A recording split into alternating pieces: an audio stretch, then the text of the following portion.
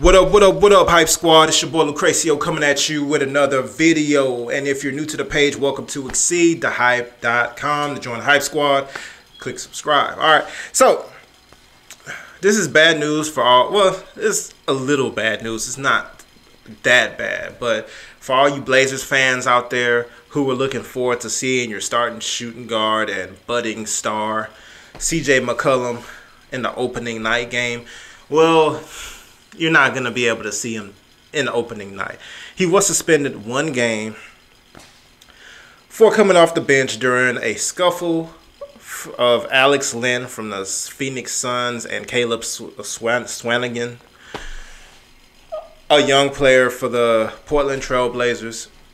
Now, he took full responsibility. He said on Twitter earlier that he's been in the NBA much too long to have had a mental lapse like that, and he apologized to the fans and the Portland fans. And I think, that was the bigger man thing to do. This rule has been in the NBA for many years. I always thought it was kind of a stupid rule if you're watching the tape, because that's the thing. To even notice something like this, the NBA has to get the tape of the altercation.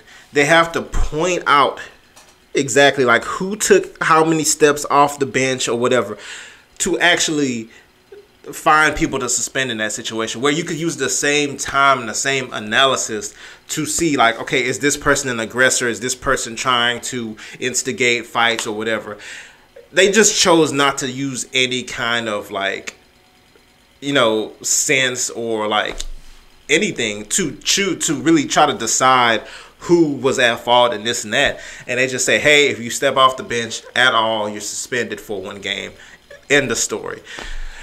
So with that being the case, and everybody knows that rule, it sucks. But of course, McCollum, even though he's a bright young star, and he's one of the faces that the NBA is pushing, because they put him on everything. They be trying to put him on ESPN all the time. They try to get him, if he's not in the All-Star game, he's doing interviews on the sidelines or whatever. The NBA really seems to like McCollum. He's somebody who they feel like they can give a good push to, and he could be well received by the masses or whatever.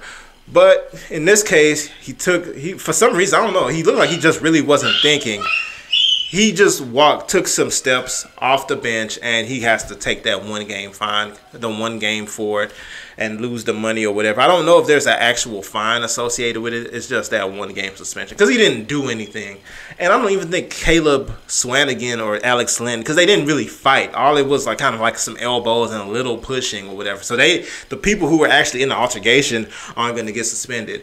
But McCollum, for stepping off the bench, he's actually going to take that one game suspension. So that sucks.